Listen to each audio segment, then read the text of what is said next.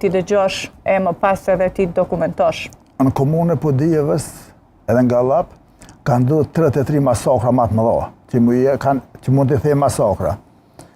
Unë 3 herë a 4 kom menu me lënë punën, mos me punu me të këto kanë qenë trona. Në këtë libër në 4-5 raste kur familjarët tregojnë, nona tregojnë kur me sytë e vetë e ka po kur Serbia kanë prej fëmijën, apo babën, apo vllahën. Këto kanë qenë raste trona që unë kom menu të tërhiqem krejt. Ke menduar tërhiqesh? Po, mos punoj ma tutje. Ku fillua besë andra të shë, se për me qajt nuk e pamushë, sërë ku pundu ku më qajt. Jenë shumë të treshtuashëm. Je emocionuar. 88 persona këtu që kanë dhënë dëshmi, 88 raste kemë që kur opinioni publik nuk e kanë gjuhë për herë parë, kam ndëgju për këtyre lexuesi, kam e vërtetuar çka ka ndodhur në komunën e Podijevës nga Lap deri në ngrashtisë lokale në Prishtinë.